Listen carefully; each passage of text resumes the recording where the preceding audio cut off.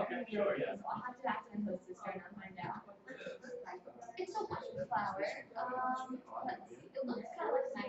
And the best thing is that we would test it, so just to make sure that the video doesn't stream without sound.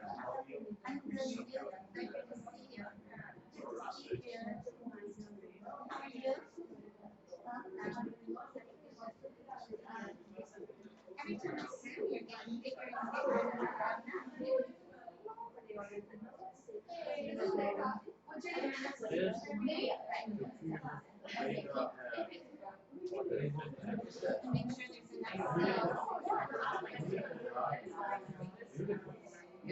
do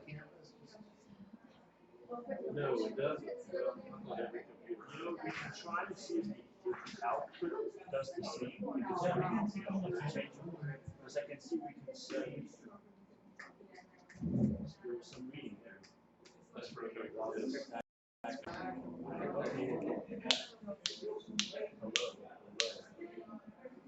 Okay, yeah, it looks like it does. It does. One device that you plug in line.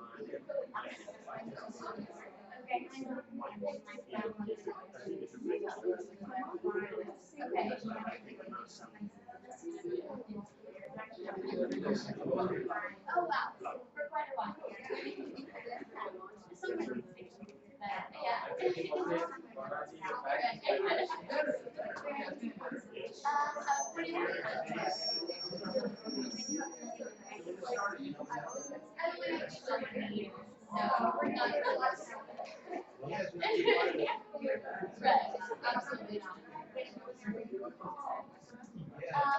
Let's see, so after we went to Dover, Delaware for 2 years, and then we went to Charlotte for 17 now. Yes. Yeah, yes, just like that.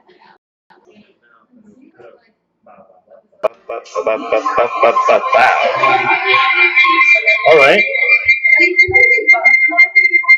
Okay, now I have to start the show.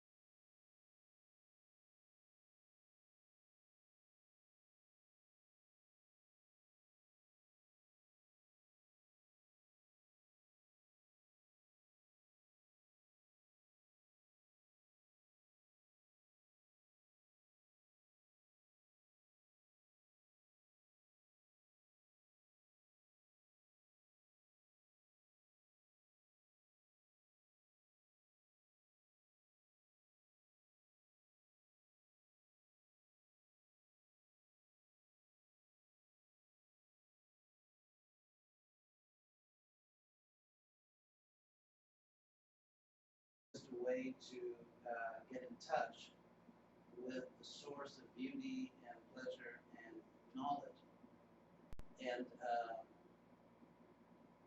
through sound, actually through sound. So here we go. I'll begin by chanting a few mantras, and then do the Hare Krishna. And after that, we'll talk about science and spirituality. The connection here with the chanting, by the way, is that just as in the world of science, there's applied science, and someone actually has discovered something about the physical world, it should enable us to do something in the world. Knowledge should somehow be enabling. And in the same way on the spiritual platform, if there can be such a thing as a spiritual science, rather than just merely believing something or dogmatically espousing something, if there can really be such a thing as a spiritual science, talk more about that, then people should be able to systematically and predictably experience something beyond the physical. And of course, the word for beyond the physical, the word used by Aristotle is the metaphysical.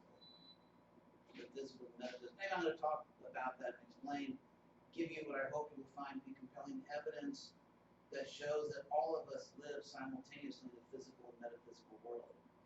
And I think there's evidence from our daily experience. But in the meantime, we'll try this music.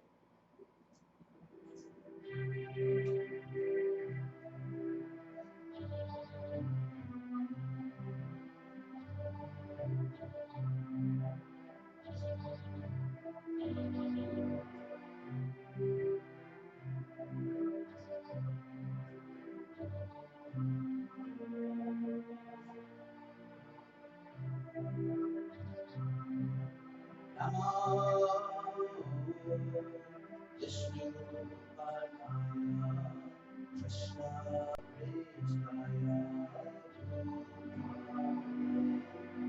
Srimate Bhaktivedanta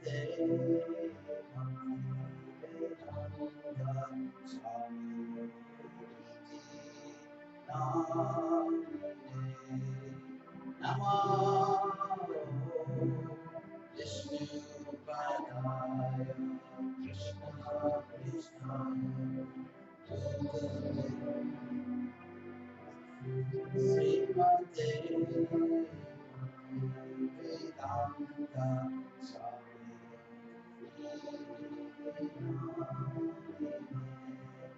Namaste Saraswati Devi Gauda Mani Pracharine Srimam Nishesha Shunyavadi Vasati Satarine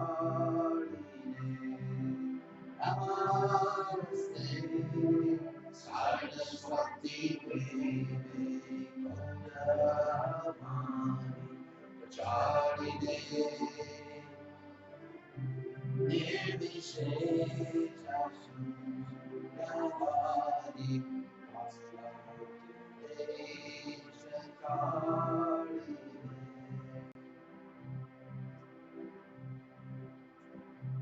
Jaya Shri Krishna Chaitanya Prabhu Nityananda Shri Advaita Gadadhara Srivas Adigaura Bhakta Sri Krishna Chaitanya Prabhu Nityananda Sri Advaita Gadadhara Srivasadi Gaura Hare Hare. This one we practice.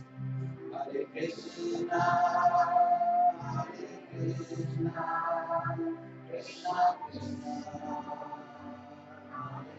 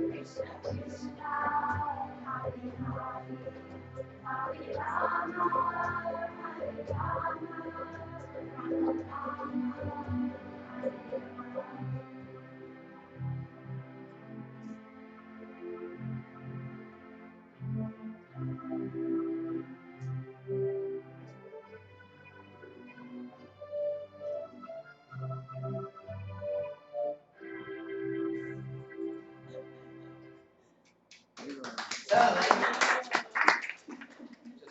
fun there. So, thank you very much. I want to speak on the topic. Was that an echo? That's the broadcast happening in another room. It's delayed by 30 seconds. You can hear his voice in 30 seconds later. Anyway, this is the twilight. So thank you very much for coming. Science and spirituality. Oh, that's gonna be strange. Oh yeah, we're gonna have to. Is someone in that room? Yeah, they can turn the volume down. Or turn the volume down, please. Make it on the door again. Yeah, that.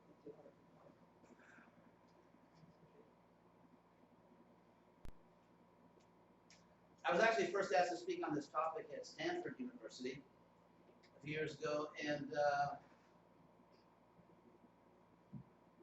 so first I would like to give very briefly a history of the relationship between science and spirituality or religion, because the relationship between these two ways of knowing, relationship today does not represent let's say, what was always the historical situation. For example, if you look at the classical world, the Greco-Roman world, which in many ways was intellectually sophisticated, although there were some philosophers who thought that everything is just matter and all there is to know can be known by understanding matter, and some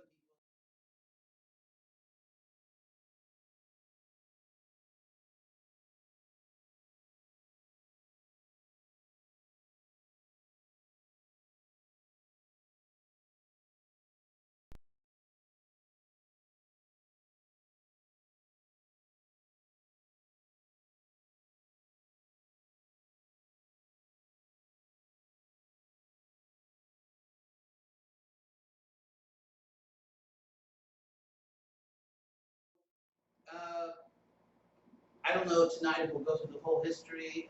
Something actually happened with the Protestant Reformation, where there was sort of an anti-science declaration, in the sense that certain leaders of the Reformist Reformation declared sola scriptura, sola fide, which in Latin means only scripture, only faith. This was they were pushing back against the Renaissance, basically.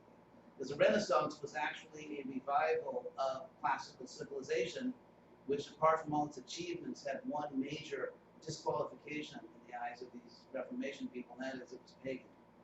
It wasn't a Christian civilization, and therefore we should not take it too seriously. But fortunately, the Renaissance kind of won. And so they did revive this classical civilization, but because actually it was religious figures who rejected the notion that we could learn anything significant about life by studying the physical world. That therefore they sort of divorced themselves from this growing science, this new science that was coming up. And therefore, by this obvious dialectic process, science then also tended to reject religion. So it sort of became this broken relationship in which science and religion kind of saw themselves as opponents of each other. Each one sort of trying to defeat the other, each one trying to gain, ultimately you could say, epistemological hegemony. In other words, each one trying to establish that we have the real way of knowing. Fortunately, now I think the tendency is toward the reintegration of knowledge. Even if you look at Thomas Jefferson's plan for the University of Virginia, your neighbor up there, I mean, the very word university, the reason that in the Western world they used the word university is because it was supposed to be a place where you could study knowledge universally. And that included philosophy, theology, biology, everything. The idea was a universal approach to knowledge. And so in a sense, if you look at the history of the Western University, it got to the point where people in different departments couldn't really understand each other, and then it got to the point where people in the same department couldn't understand each other in terms of their specializations. And now there's a reintegration taking place. I know that at Harvard, where I did my graduate work, they're making a big push now toward the reintegration of knowledge. And so this notion that actually there's only one reality that has different facets, different aspects, and somehow through different fields of knowledge, whether they're physical or metaphysical, trying to get at the same reality is fortunately back in vogue to some extent. So I think the problem historically has been, as it usually is, you could say imperialism, in the sense that whether it's political, whether it's military, whether it's economic, and whether it's epistemological. And of course, by epistemological, that's from the Greek word episteme, which means knowledge. So epistemology is that branch of reason or philosophy, which basically, how do you know you know? You know, what is valid knowledge? Under what circumstances? Under what conditions are you justified, are you rationally justified in saying that you know something? And it's not merely your opinion. It's not merely a belief, but you actually know it. So that's epistemology. And when one branch of knowledge tries to dominate and colonize all other branches of knowledge, it doesn't work. So when religion says that we actually live in a geocentric universe and astronomy is just the devil's work, it's not promising. And similarly, when science says that all spiritual things are simply mythology or distractions from real knowledge, and there's nothing to know except what we tell you, that's just as arrogant and frankly just as stupid. And so you could say, I mean, scientists will never let us forget the trial of Galileo. But at the same time, if you hold certain views in the humanities, you will be driven out of the academy. You will not get tenure. You will not be.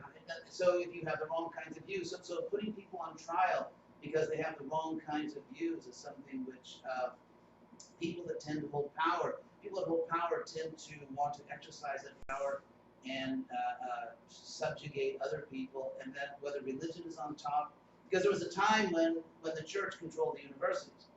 You know, in the 18th century in Europe, they had all these salons where the greatest minds, like in France, Rousseau or Voltaire or Hume in England, where these great thinkers would go to these, I don't know if you call them intellectual clubs or hangouts, and they would discuss things. So what were they doing in these salons? Well, the reason they were there is because they couldn't get jobs in universities, because the universities were controlled by the church. So that decades after Newton, they were still teaching Ptolemy and Ptolemaic astronomy in the universities.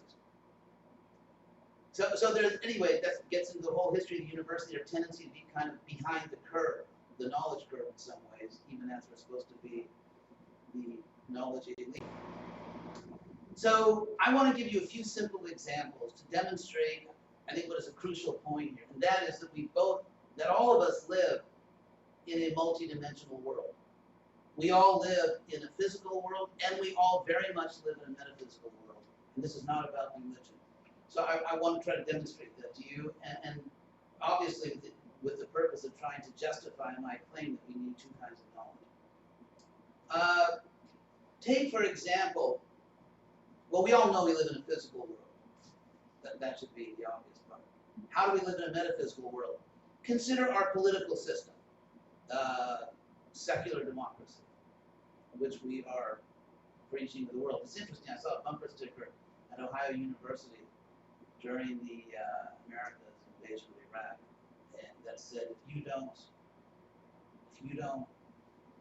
cooperate with America, we are going to bring democracy to your country. So anyway, the point is that that is a default system, secular democracy. If you don't have a secular democracy, you are at a lower stage of civilization in the eyes of many people. So democracy is based on an assumption, which ironically is absolutely non-empirical. All empirical science disproves it, and yet this totally non-empirical, empirically unprovable belief is the basis of our political system, of our justice system, and so on. And that is the notion of equality. Because obviously if we're not equal, why should we all have one vote? Now take the University of North Carolina. It's obviously one of the best public universities, and it is competitive admissions. It's not open admissions. And if you get into some of the more sought-after graduate schools, it becomes extremely competitive. Conclusion, we're not equal. If we're all equal, why not have open admissions? Like anyone who walks in the door and wants to study here can just enroll. Why do they have the Olympics? Winter Olympics, Summer Olympics. If we're all equal, there's no need. We already know that we're all going to run as fast and jump as high and basically do exactly the same in every competitive sport. The simple fact is that every empirical test, experiment, conceivable to a human mind will reveal that we're not equal. And yet, our whole political system, our justice system, is based on this belief that we are equal, which you can't prove. Now it's interesting, so where does this come from? How can you have a secular government? Secular means it's not based on the Bible, it's not based on the Bhagavad Gita or the Quran or this or that. It's based on science, we're trying to be rational, and yet base the entire system on something which is empirically doesn't exist. The clue here, how you can do that, which appears to be a gross contradiction, actually it was explained by Thomas Jefferson in the Declaration of Independence in his opening statement, where he said that, or in the first paragraph, he said that we hold these truths to be self-evident truths. So Jefferson was using a technical philosophical word in philosophy, and especially in epistemology, like how do you know that you really know something? Self-evident is the highest status of knowledge. This was, again, going back to Aristotle. Because if, for example, I say, how do you know that water boils at 100 degrees Celsius? And you say it's easy. You get a pot of water, put a thermometer in it, put it on the stove, and voila. At 100 degrees Celsius, it boils. I say, I don't believe that. I don't believe that's pure water. And I don't believe it's pure mercury in the thermometer. Therefore, we have to test the water, we have to test the mercury. Then I say, I don't believe those are real water testing chemicals. I mean, so the point that Aristotle made is that whenever you claim that something is true, whenever you claim you know something, you can be pushed into an infinite regress of proof. You go backward forever. Because how do you know this? Because of that. How do you know that? Because of the other thing. How do you know the other thing? And so it's Aristotle, the father of modern logic, who explained that the way you escape an infinite regress of proofs, so everyone doesn't end up, loony. The way you avoid this is that you have to claim sincerely, not just as a being, you have to claim sincerely that something is self-evident. It proves itself. It proves itself. And therefore requires no extrinsic evidence. Here's an example of something we take as self-evident, that there's a real world outside of our own minds. There's a philosophical position called solipsism, which says that you don't know anything about a world. You don't know if there is a world. All you know is the content of your own mind. So when you think you see a world out there, all you're really seeing is just your mind projecting something. So you're completely limited to just knowing your own mind. Fortunately, most of us don't believe that. And there's a lot of evidence it's not true. So, but still, you can't prove there's a real world out there. Why? Because if you say, okay, I'll prove there's a real world, here's a real piece of paper, you can touch it and see it, but that's circular reasoning. Circular reasoning means that the very thing you're trying to prove, you put as an argument for that being true. So it just goes in a circle. Because this is a real piece of paper only if there's a real world. And only if there's a real world outside my mind are you really touching something outside yourself, rather than your mind is telling you you're touching something, like in a dream, when your mind tells you those things. So again, if you want to be a scientist, you have to buy into one of those capitalist, metaphors we use now. Bottom line, buy into. So you have to buy into the idea that it is self-evident that when we look out at the world, it just proves itself to us. We don't need some other proof. It's just we can see the nature of our experience of the world is such that it convinces us beyond doubt that there's really a world there. That's an example of something being self-evident. Now, Jefferson used this term to say there's something else which is self-evident. There's something else which is self-evident, which proves itself. In other words, it's so obvious that if you don't get it, you are cognitively impaired or intuitively impaired, that any normal, reasonable person will see it. And what he claims is self-evident is that we are created equal. That there's a creator. Jefferson, who said that at the University of Virginia, you're going to teach religion over my dead body. What he meant by that was he didn't want any fanaticism. He was, a child of the age of enlightenment, and he wanted the University of Virginia to be open for people of all different beliefs and inquiries, persuasions. He didn't want it to be a religious institution that dogmatically imposes something. So Jefferson is not a religious fanatic. In fact, when he ran for president in 1800, he actually was in political trouble because he had this strong reputation of having been contaminated in Paris when he was an ambassador there, and he was toying with, deism. The idea that God doesn't really participate in the world. So Jefferson is anything but a religious fanatic. And yet he claims that the system of democracy is based on a self-evident truth, that there's a creator and that we are created equal. And that's the basis of democracy, ironically. The basis of secular democracy is belief in a metaphysical fact that we are created equal.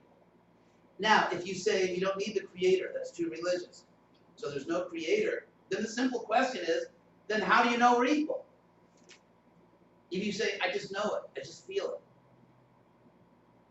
Well, what if someone doesn't feel it? A lot of people don't feel it, like all the people that exploit us, like all the people that run the banking system and Wall Street, and there are a lot of people in this world that don't really believe that we're all equal. And they would rather buy their 7th yacht rather than feed hungry people.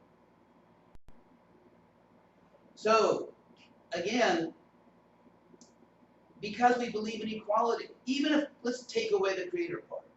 Forget what Jefferson said, that we're equal because a creator endowed us with equal rights. Forget the Declaration of Independence. Even if you accept that we are equal, and you say, I don't know why we're equal, we just are. Doesn't matter your race, doesn't matter your anything, we're just equal. If you believe that, then if you believe that's not just emotional, it's not just that evolution has neurologically wired you to believe something which isn't really true. Because if you want to make materialistic evolution the ultimate arbiter of everything, that's what you've got. What you've got is that we're not really equal, but people who are neurologically wired to believe that fantasy that we're equal had some kind of survival advantage genetically. And so that illusion got perpetuated. But if you believe we're really equal, if you believe, no, it's not an illusion, it's not a fantasy, we're really equal, then you believe there's an objective metaphysical universe. Because equality is 100% a metaphysical idea.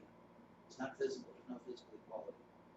Here's another metaphysical idea you may believe in: justice. If, for example, let's say, God forbid, some monster in a human body, let's say, attacks some innocent person, like shoots a girl because she wants to get an education, in that famous case in Pakistan. You try to kill a girl because she wants to go to school. Let's take that example. All you can say, if you say there's no metaphysical dimension which is objective and real, you can't say that's bad. Because bad is not a physical fact. There's no physical object called a bad. Well, I mean, we use the word like I'm bad. But in terms of to say that something is good or bad, right or wrong, if you say it's wrong to shoot girls that want to go to school, If you believe that's wrong, which I hope everyone very strongly believes, then you're stuck with a metaphysical thing in your head, namely wrongness. That's not a physical object. Wrongness is not a physical object. It is a value. It is a metaphysical object. So if you believe anything in the world is wrong, like rape, murder, anything, if you think anything is wrong, you believe that there are objective metaphysical facts in the universe. If you believe in equality, you believe in objective metaphysical facts in the universe. Now, it seems to me, it's just like there's a Big Bang, which is supposed to explain the physical universe. What's the metaphysical Big Bang? Where does the metaphysical universe come from that you believe in as an objective, real part of life? And so that's why smart people all over the world, throughout history, for thousands and thousands of years, everywhere in the world, that's why people that thought about things concluded that there's more to life than the physical. Because if you say there's not, you're going to have to throw out everything that you can recognize as civilization.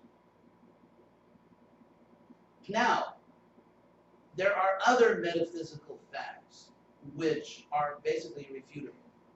And I say that like the facts about equality or justice are irrefutable because you know it in the deepest part of yourself that certain things are wrong and certain things are right. It is right to help people. It is right not to brutalize innocent people.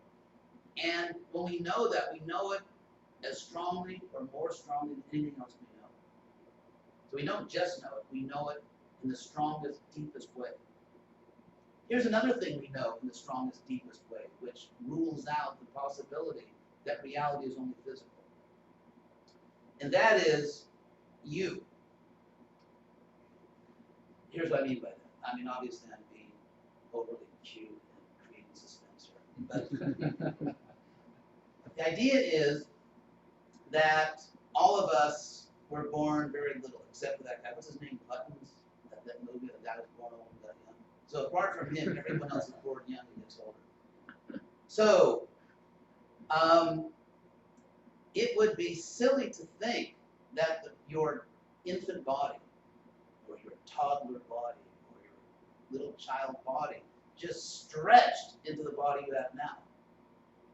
The little body you had didn't just stretch into the body you have now. It's a different body.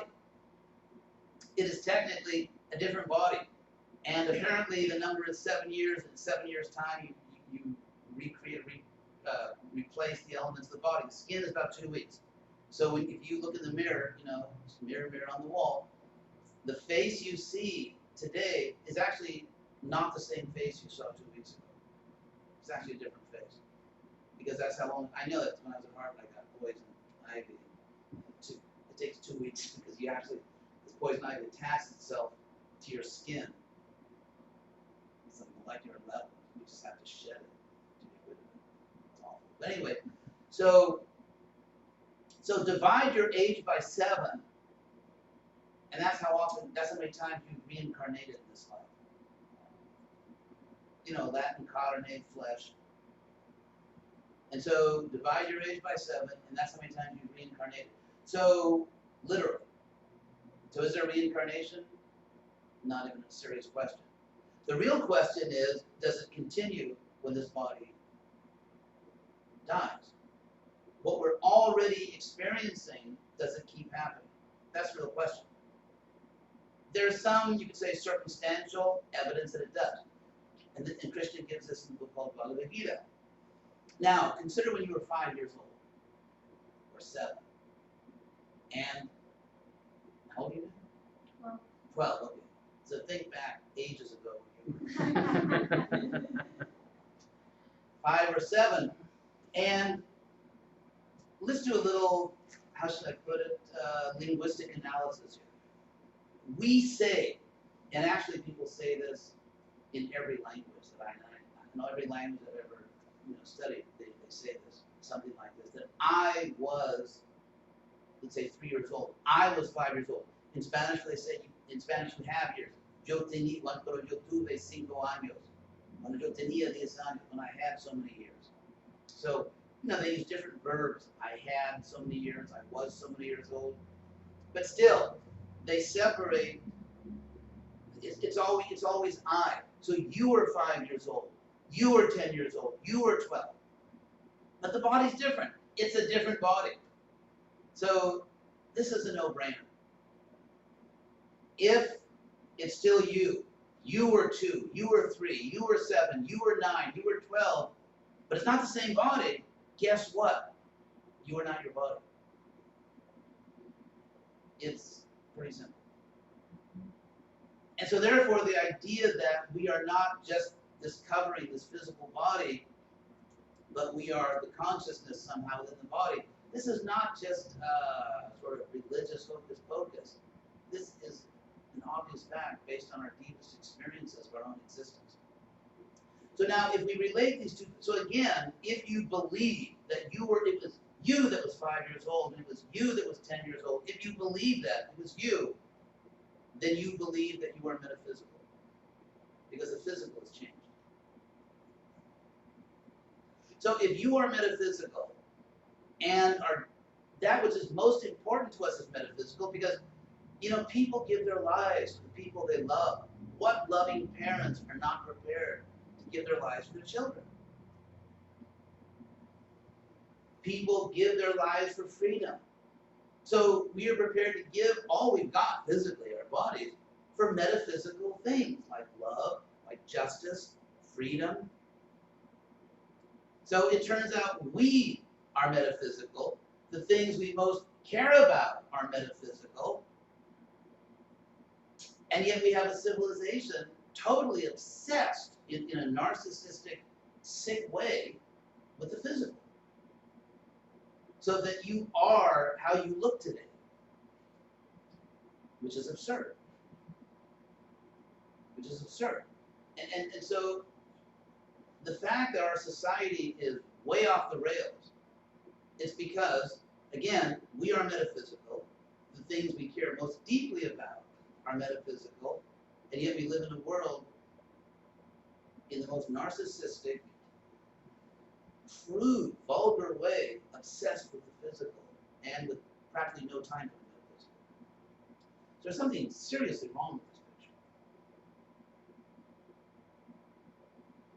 picture. And so, our little Krishna West thing we're doing. The idea is we're trying to make available to you in the most painless way possible a vast treasure of knowledge, originally written in the Sanskrit language in South Asia. This knowledge had an extraordinary influence in Asia, in East Asia, in Southeast Asia. Buddhism, for example. Buddhism came from the same culture. Buddha, the word Buddha is a Sanskrit word. And yoga is a Sanskrit word. And guru is a Sanskrit word. And nirvana is a Sanskrit word. And so there was a great civilization that focused on self-realization. For example, even if you look at the civilization, let's say when it was already in decline, let's say about 2,400 years ago, when it was already in decline, we have objective reports about it. This is not just me kind of like romanticizing about a fictitious past that never really existed.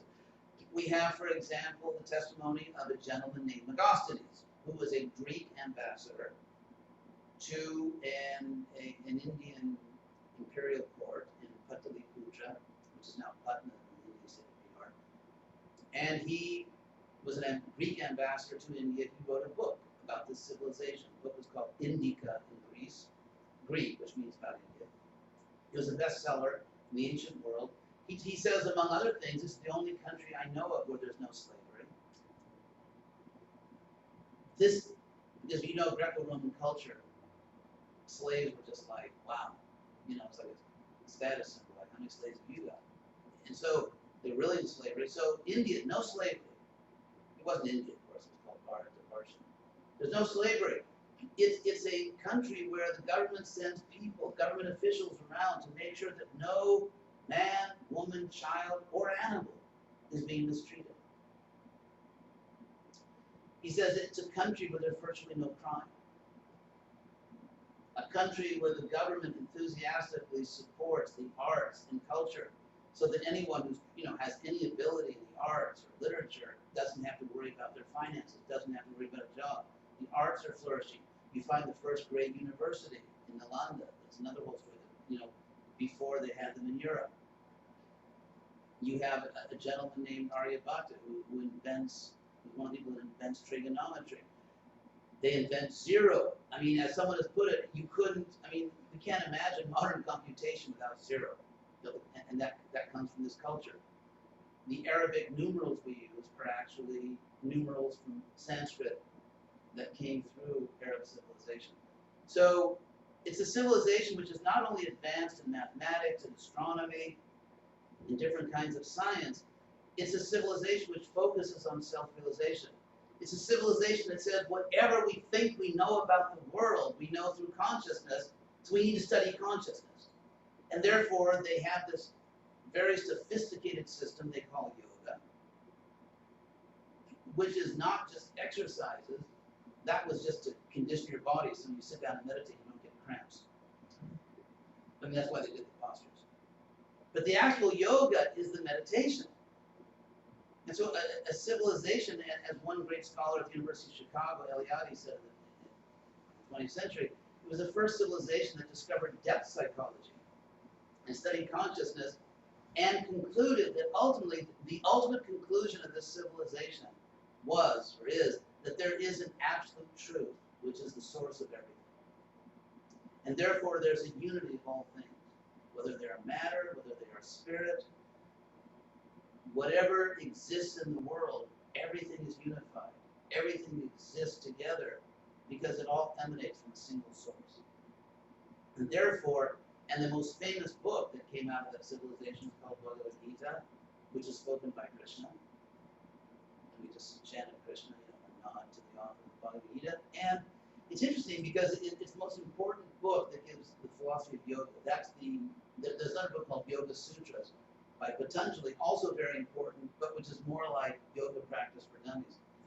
And the actual philosophy, the deep philosophy behind yoga was given more in the Gita. So there Krishna says, we talk about equality, Krishna says, Samatvam yoga uchate. Yoga, again a spiritual practice, is defined as equality. That having a vision of equality, seeing all living beings equal, not just humans. This was not anthropo-chauvinism. This was not human chauvinism. It was not, for example, look at sexism, racism. What is the common denominator of these two problems? It is the belief that people whose body is different from my body, they have no rights. If I have a male body and you have a female body, sorry, wrong kind of body to enjoy certain privileges. Or let's say I have a body, and racism, by the way, is something which is found throughout the world. There is no part of the world, there is no continent, there is no part of the world which at some point, probably for most of their history, didn't believe that they were a superior race and looked down on other races. It is, unfortunately, a rather ubiquitous tendency of human minds. So Krishna rejects all this. Krishna, and so speciesism, it's like sexism or racism. It's the idea that if your body is different than my body, you're dinner. You have no right. I can brutally slaughter you at my whim. Why? Even if your flesh is carcinogenic, which it is in the case of many kinds of people. I can brutally slaughter you. Why? Because you have a different kind of body. Never mind if you actually have emotions, which we now know. We know that there are certain developed mammals, certainly, not to speak of other creatures, who do have rather complex emotions, who do love their children, who do actually sometimes it can be faithful to a single spouse, who have friends, who have rather complex emotions, who communicate with each other. And yet, because their body is different, why not say that those who are cognitively impaired are, open hunting season? That if you find someone who's cognitively impaired, you can kill and eat them. Why? Because if we say that we can brutally murder creatures that don't have human intelligence, what about human beings who are impaired? As soon as you give this criteria that people who are less intelligent than us basically have no rights, then why not be consistent? Why not say, let's give some kind of standardized intelligence test, and people that get low scores basically are enslaved by, if not eaten by, people that get higher scores. Obviously this is pretty horrific. And yet, if we say that an innocent creature that has feelings and emotions and loves its children, and we can brutally murder it because his body is different. And again, speciesism, sexism, racism, all the same ballpark. So that's why when Krishna says that yoga is defined as equality, what he means there is all life is sacred. Because all life is spiritual. There are no living bodies. There are animated bodies, according to the Bhagavad Gita. In other words, for example, take your shirt, or whatever you're wearing.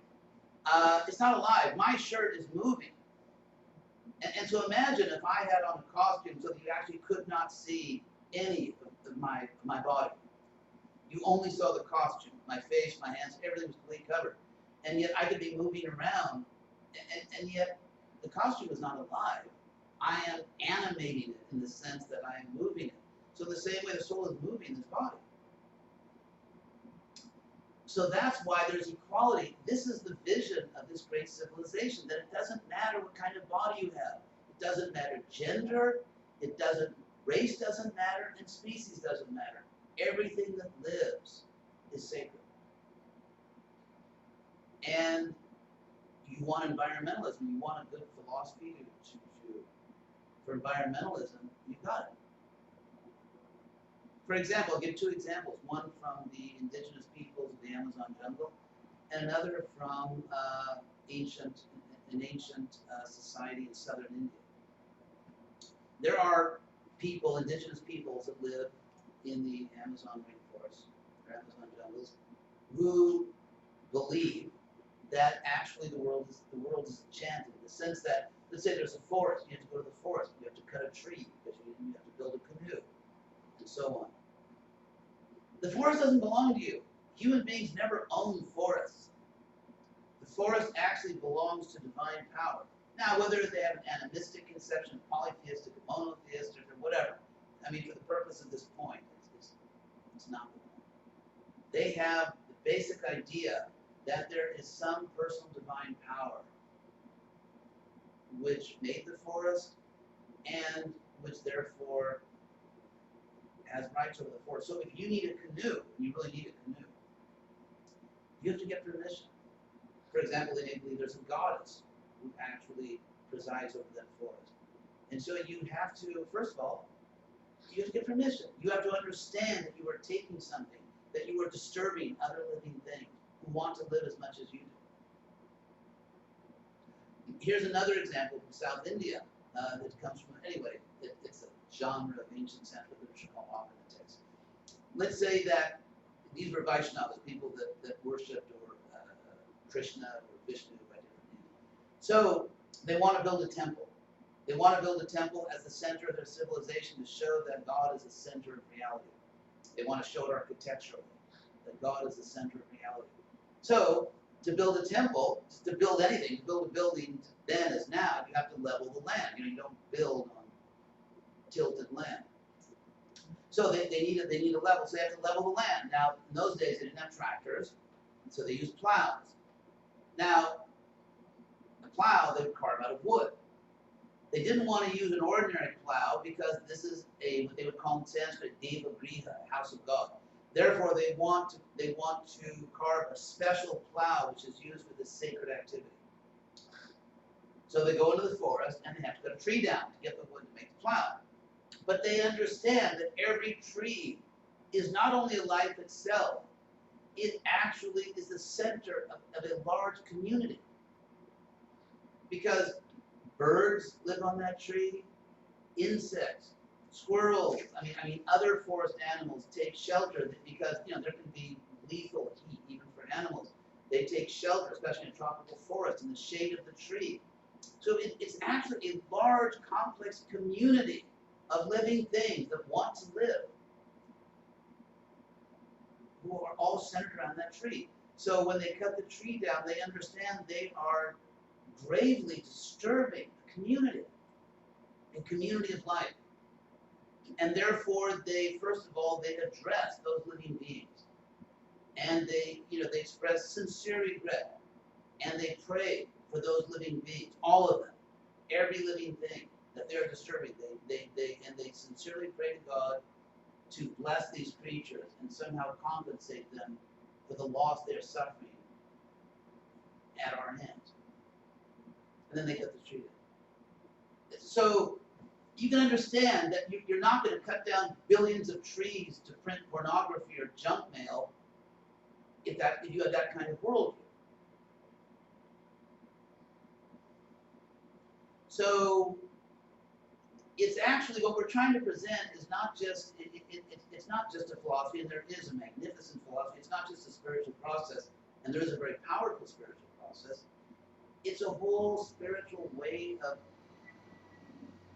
constructing civilization, and we're not using it as guinea pigs. It's not like I was meditating, got this great idea, so now I'm going to sort of try it out on you, and if I wreck your life, sorry. It's actually a civilization that worked for thousands of years. It's sustained. We not only have Megosthenes, the Greek ambassador, we have Chinese pilgrims who went from China to India because Buddha lived in India, and they wanted to visit the holy places where Buddha did things, just like, let's say, Christians go to Israel, or Jews. So the Chinese, we have the testimony of Chinese pilgrims, and the Chinese, if you know about ancient Chinese civilization, they were meticulous record keepers and observers. The records we have, the records of ancient Chinese dynasties are amazing in terms of how serious and professional they were about keeping records. So we have Chinese pilgrims going to India and writing about their experiences and describing a very amazing civilization. And there are others. So we have third-party accounts, not just a civilization kind of like promoting itself. So the last point I'll make, and then if you have any questions, I'll be happy to take a shot at them. And that is that why do we chant Hare Krishna? We chant because there is an understanding that when we deal with an absolute being, you can say God or the absolute or the source or just whatever.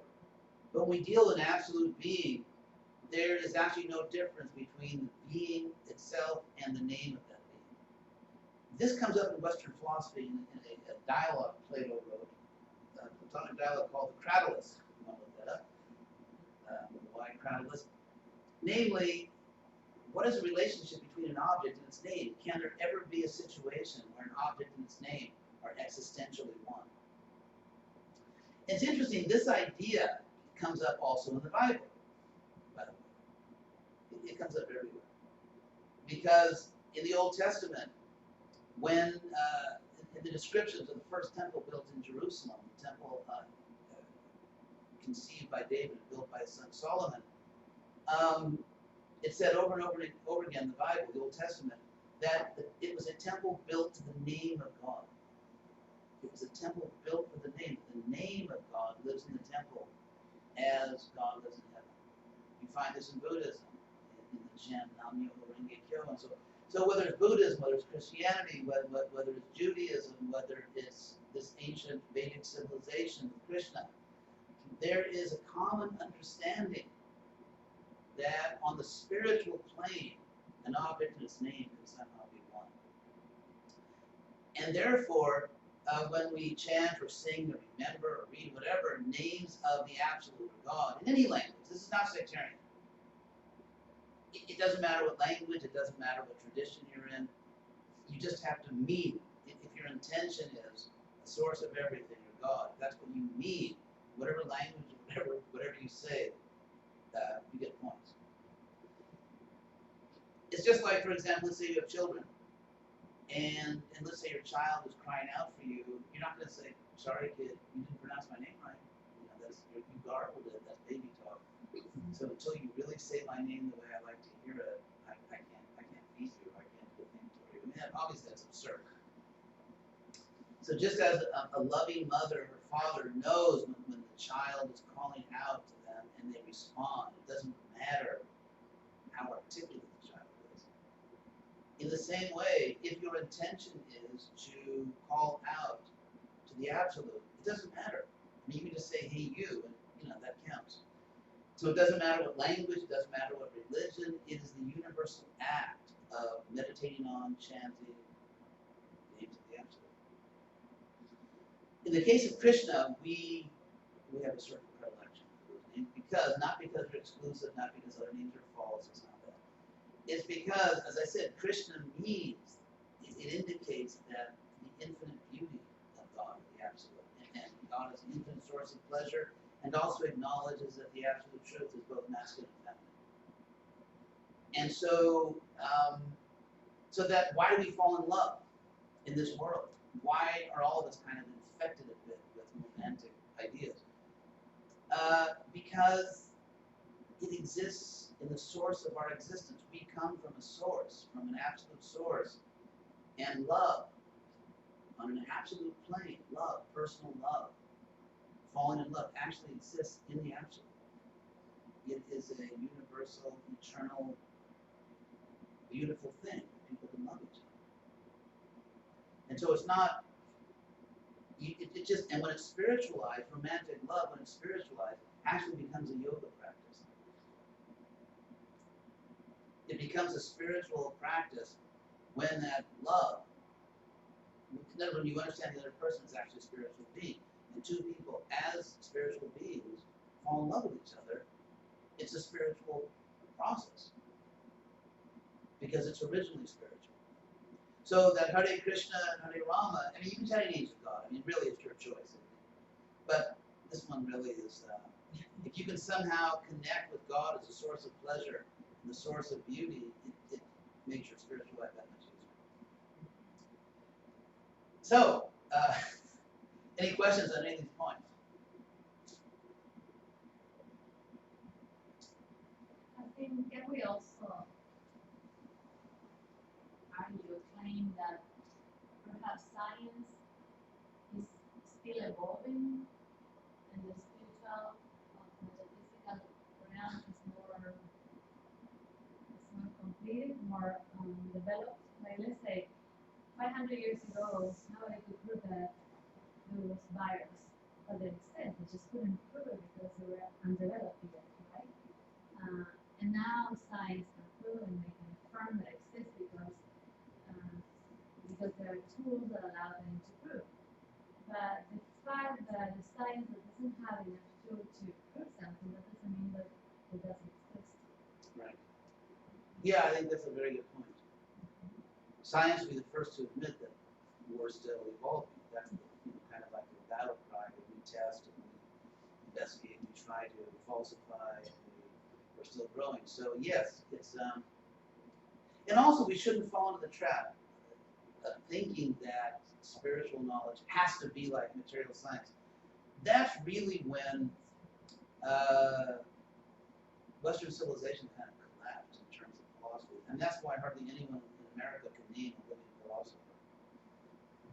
Because philosophy is sort of self-destructive by attacking itself, by attacking metaphysics. So now you have like philosophy basically trying to ape the hard sciences. And so a lot of modern analytic philosophy is just kind of like this algebra where they're trying to show that they're scientific and they can be mathematical. Hey, what about the philosophy?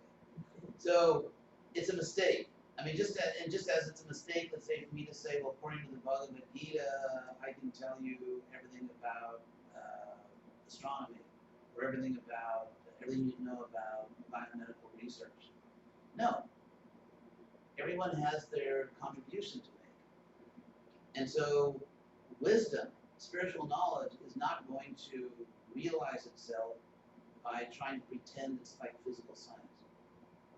And so yes, there is a sense in which it is a mature, spiritual science is a mature science, and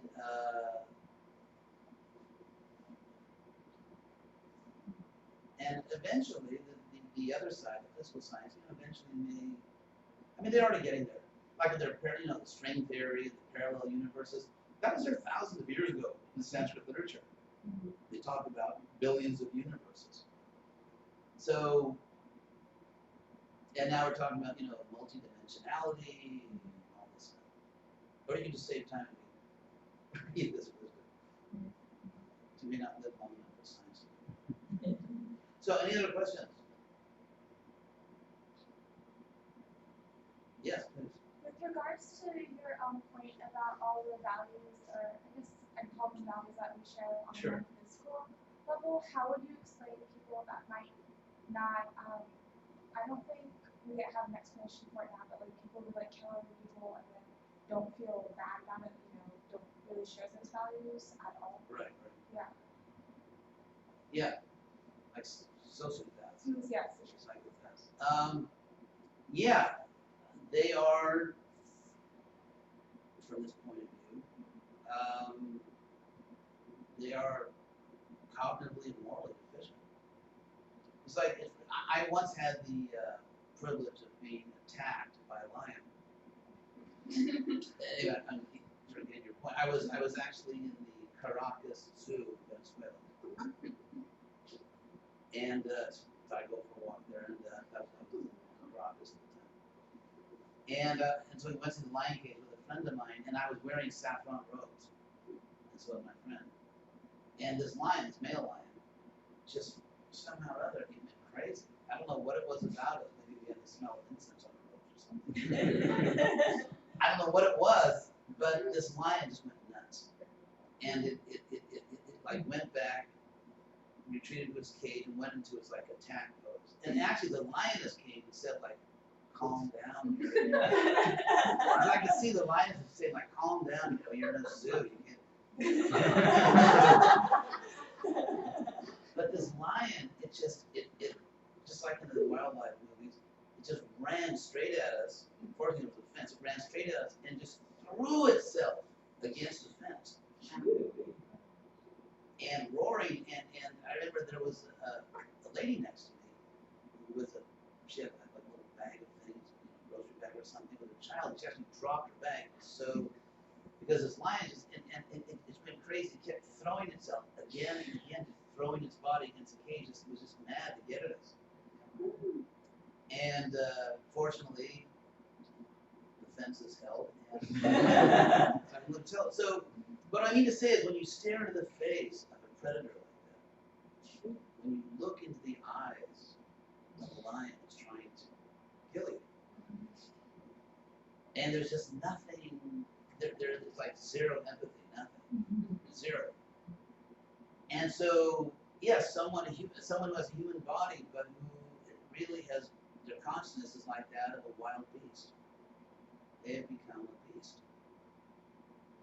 Or worse than a beast, because, lions kill, these animals kill when they're hungry. And so to kill just wantonly, it's almost, it's not only bestial, there is an element of evil in it. Because it's no, you can say, lions, they don't kill, they'll starve to death. Or their children will starve, they have to feed their kids. But just these people, as you say, these psychopaths or sociopaths, it's evil. There really is such a thing as evil in the world. And, not that we have to believe in the devil, but there are people who somehow embody it, at least for some time. And then the universe is made in such a way, that's what karma, the karma kicks in. And they're given sort of cosmic sensitivity training. Just like people, let's say like in corporations, sometimes they find that within the corporate culture of some big organization, there's systematic racism or sexism or something. And so often you'll see that when it comes to court, and they're found guilty of the systematic corporate discrimination, that among the penalties, the consequences, that the people who did this have to sensitivity training. They have to go through these courses where they learn how to develop normal human empathy. And so in that way, karma is like cosmic sensitivity training. Because if someone does that to other living things, then it happens to you. So that there's a word for meat in Sanskrit, mamsa. And mam in Sanskrit is also the first person accusative personal pronouns. Anyway, it means me. So, and sa means he. So me, he, which means that, and so the ancient scholars said mamsa means mamsa kadati, he will eat me. And we have these stories where if I participate in the brutalizing of innocent creatures, in the future they will come back. And they will get me, and they will do it to me. And that's the way the universe, through these laws, is showing you this is what it felt like. It's like that great Bob Dylan song I first heard when I was 17, cruising Sunset Strip in LA in my mother's car. You know that song, How Does It Feel? Like the Rolling Stone, how does it feel? So that's what karma is. It simply means that whatever you do, it comes back to you. And then you know what it felt like. So these people somehow they have to be retaught. They have the power of empathy. They've just completely lost the power of empathy or sympathy.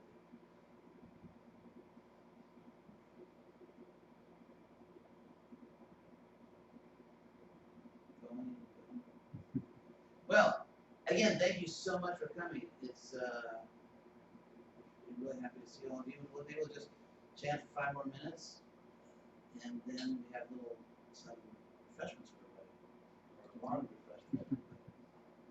But again, thank you very much for coming. I appreciate it.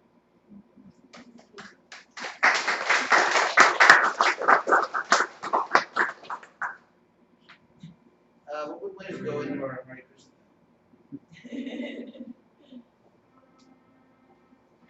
Hare Krishna,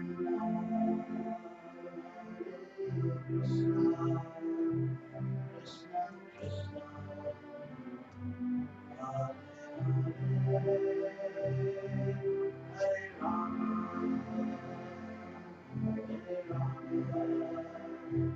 Rama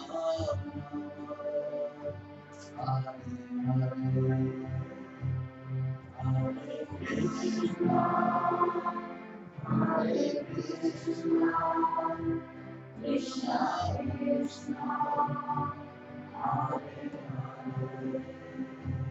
Krishna Krishna, Hare Hare Rama,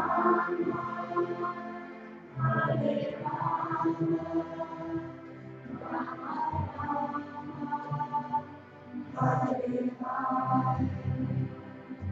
Hare Krishna,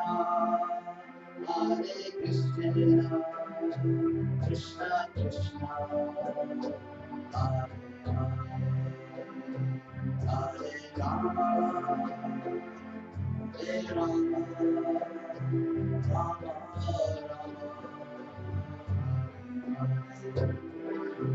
Hare Krishna, Hare Krishna, Krishna Krishna, Hare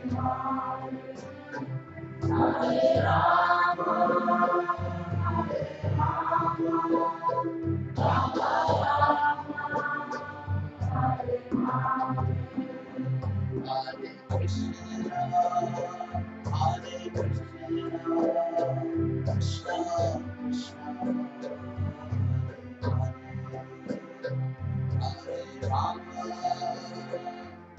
Rama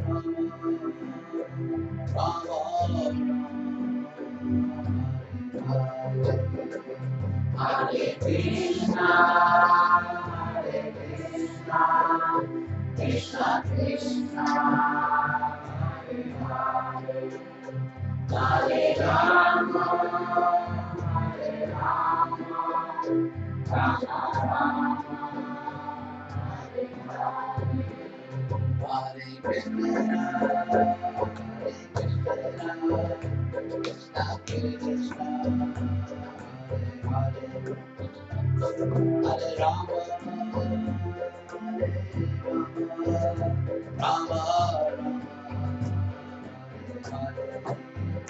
Hare Krishna, Krishna Krishna, Hare Hare, Hare Rama, Hare Rama, Rama Rama, Hare Hare, Hare Krishna, Krishna Krishna, Hare Hare Rama,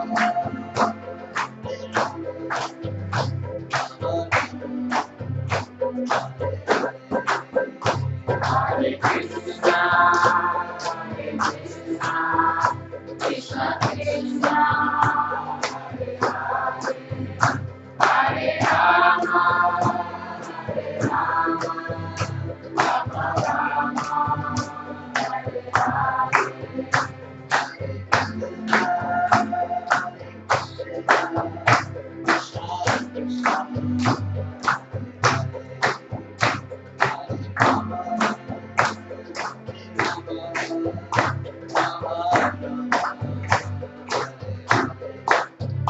Hare Krishna, Hare Krishna, Krishna Krishna, Hare Hare, Hare Rama, Hare Rama, Rama Rama, Hare Hare,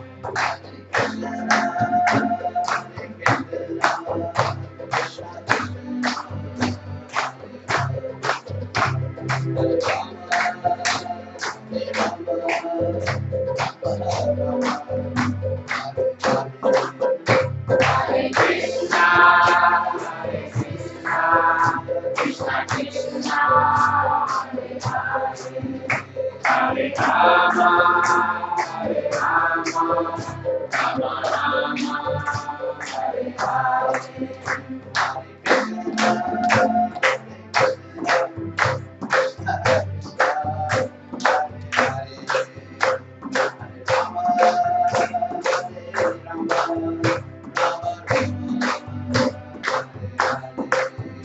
Hare Krishna, Hare Krishna, Krishna Krishna, Hare Hare, Hare Rama, Hare Rama, Rama Rama, Hare Hare,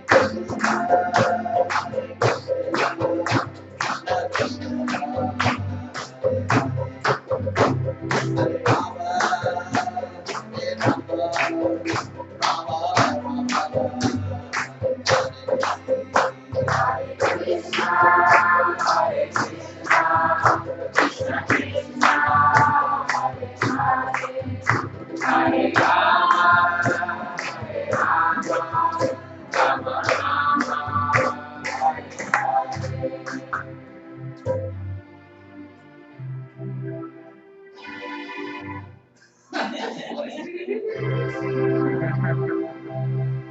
So, thank you again.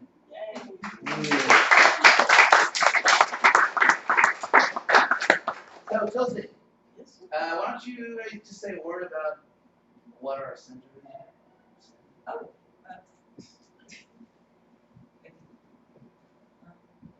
So this is our grand opening today, and we're going to be having different programs throughout the week.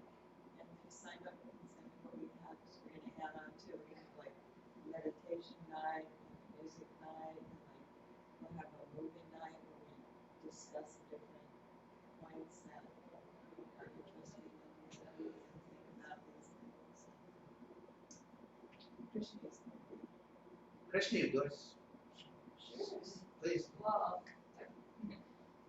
first I want to thank Dr. Resnick for coming out from Davidson. His home is in Davidson, North Carolina, and he came over to come and speak to all of you.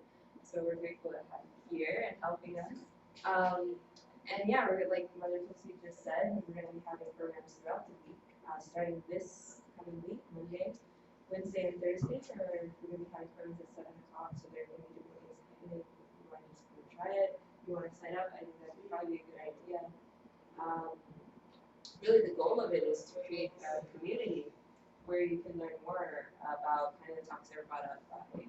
Resnick, and then also practice. I mean, what's the point of having all this knowledge and this theoretical, jargon in your head if you don't actually feel something, you don't actually practice something, you don't actually, experience something within your life, kind of a revolution of consciousness of your heart. So you should be able to experience something tangible. I mean, that's the point of bringing together observable, experimentable science with spirituality. Something you can actually test and do for yourself and come to your own conclusions, not just hear a bunch of people saying, well, this is kind of what we think, and maybe if you believe it too, that'd be great. But actually experience it within your life. So that's the point of this center being so close to campus, and we want to attract intelligent people who will be able to actually benefit from this. That's what we're doing here at Krishna Chapel. She's a great cook. Her mother's a great cook and she learned well. So thank you very much. We're going to have some refreshments now. Yes.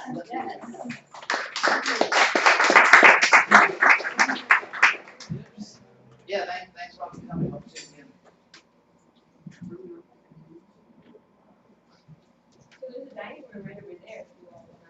I'm going to bring my chair. You don't have to bring yours. I mean, you can if you want, but it's a limited amount of chairs right now.